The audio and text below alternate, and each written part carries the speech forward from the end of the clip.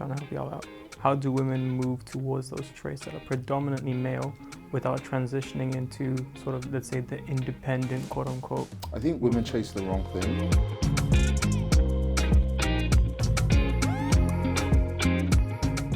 That's good. Just on the traits of the Proverbs 31 woman, you even said that she's industrious. A lot of those are typically more dominant male traits. Yeah. So how do they're deemed to be? Mm-hmm. How do women, trying to help y'all out, how do women move towards those traits that are predominantly male without transitioning into sort of, let's say, the independent, quote unquote? I think women chase the wrong thing. I think they chase the career instead of the business. Because if men are being paid more than us in wages, that he was meant to make the wages to bring the stable income so that you can do the business. Mm-hmm. I think women who chase the wages are chasing foolishness. If you want to be paid more than men, if that's your goal, which I think is a very low goal. But if you want to be paid more than men, chase business, chase values, chase real estate commodities, chase assets if you want to be valuable. Then I see another group of women who are like, well, if I become too much, then the men won't like me. So there's this woman who dumb themselves down, pour themselves up for a guy. And if you have to do that, then you've definitely got the wrong guy off the bat. But to become that, or even close to that, you have to first know it. That a standard like that exists. Yeah. You have to know it in your heart. And then you have to work every day on meditating your way to that person. That's good. If you don't meditate your way to that person, then you won't become that person. That's good. You just hear the scream, what about the man? Just pay attention to yours. That's it, just do you. And I think sometimes the men, what do the men need to learn to do? What do the men need to learn to achieve? To be more secure in themselves, because they're seeing, because you have men that now we have like a rise of, female entrepreneurs and getting into property and doing things, and some of them, they're feeling those a bit, are boys. some of I'm them talking you're about seeing, men. okay, we're talking about men.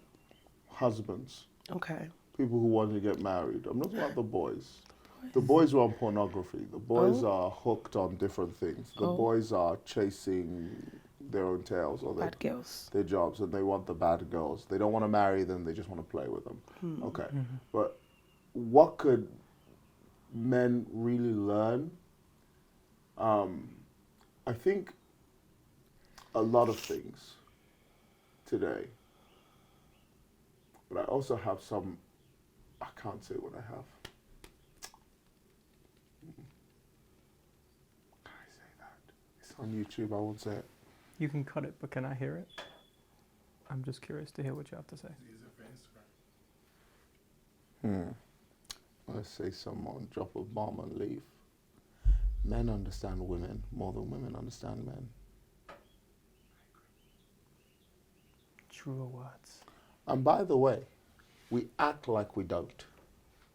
We know the passwords, we know the combinations, we know the right things to say. We can perform if you want us to. We know exactly what to say, what you want to hear. You say, my dress, we know you want to hear. No, babe, you look fine. Oh, you poor, my goodness.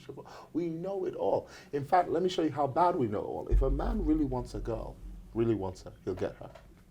Because we're predators. And predators know their prey. Yeah. So men will go to funerals and be like, they're broken women. Father issues, daddy issues, just show them love, buy them things, get them gifts, and hook, they've caught you. Anyone who knows their prey is a predator. They know how to trap them. And once we've trapped you, it's like, look what I caught. Then we throw it back into the ocean.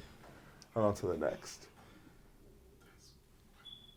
It's facts though. Should I have said that phrase? Though. I don't know if that can be online. That can anger a lot of women. Yeah. Especially said because women want to think they're smarter, we understand you, we got you. No. Actually, women have not solved the Rubik's puzzle of men. That's why, by and large, proportionally, that's why I come down hard on the women's side than I do on the men's side. Because by and large, proportionally, men are the ones leaving the home. Men are the ones committing suicide in their 40s.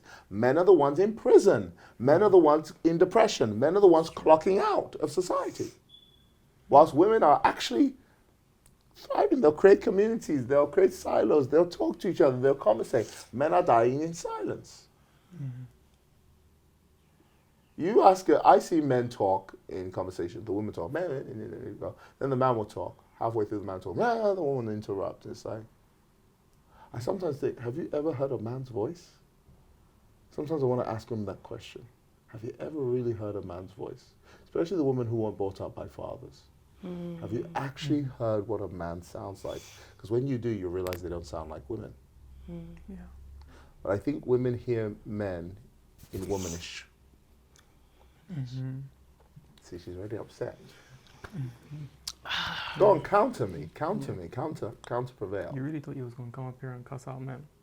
What? No, I think it's a crazy point to make, especially in our world today. But what I've observed is men get women. I hear locker talk when I'm around men, and the kinds of things they say about women, it's like, you guys are too easy. They know how to work it. They know, even men of God, unfortunately, I hear their talk. Oh. Yeah. One or two Bible verses here. They know how to come with the power. They know how to come with the looks. They even know how to tell your future and prophesy in a way that you know he understands me. They even know how to say this line. Have you ever heard this line? I haven't told anyone else this but you. He told 5 other people. He's told everybody. Sister, can I pray for you? He's just just feel my trying heart. I don't to wanna pray make for you you. feel special. And you fall for it every single time. Every time. Yeah.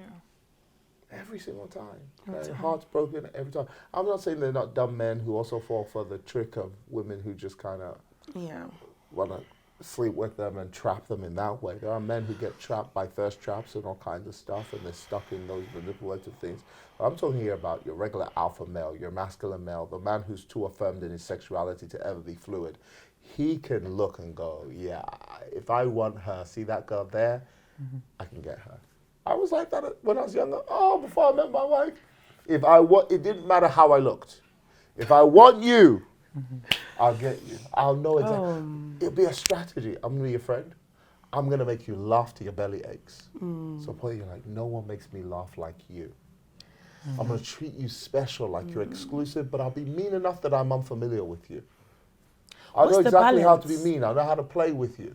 What's the balance between alpha male and just toxic masculinity? Because sometimes if toxic masculinity is a thing, which I don't believe. I don't believe masculinity can ever be toxic.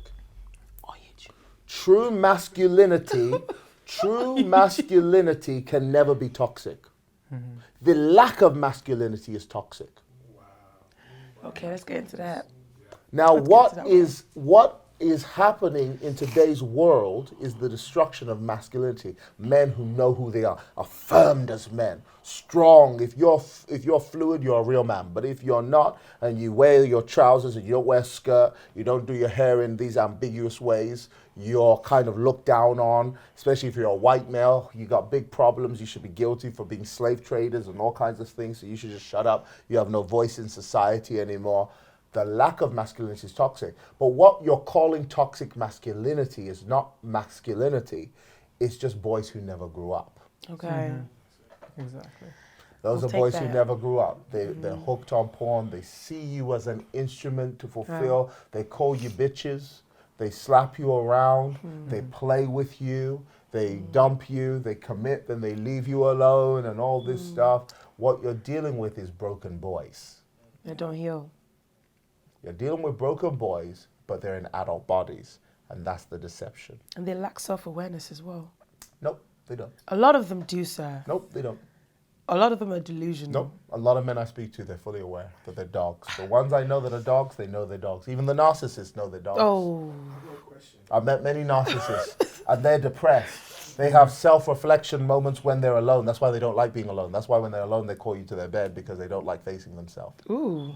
And then why do women keep going back to that though? Not me. Because, if you're brought up in an abusive situation, you're very likely to marry or be with an abuser. And our world today, the majority of women are broken. Wow. Stockholm Syndrome. They're broken by absent fathers. Majority. You're talking in America, 1 in 4 children grow up without their father.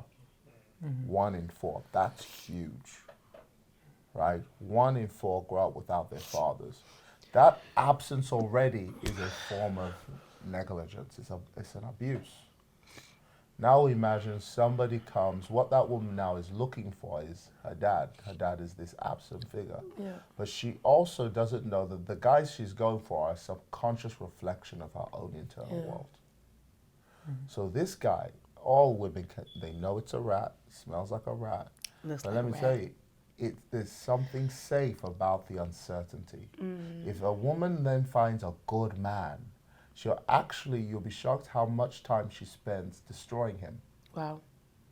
just so he becomes the image of what she feels on the inside. Wow. How many women have argued with their men that I know? Hit me, just hit me, come on, come on. And the guy's just the calmest guy in the world. He doesn't even want to argue. He's like, just hit me. Because you've grown up in an environment where you've subconsciously believed this is what you deserve. Yeah. And until you change what you believe you deserve, then there's something else that works against women, the biological clock. Wow. Men can have babies to 100 if they want. Yeah. Yeah? Women have a clock. Especially in the West with the diet, the clock is much less now than it used to be. Now imagine you're going to menopause at 40, you're 35 and you're not married. And there's this feeling that you should have a child.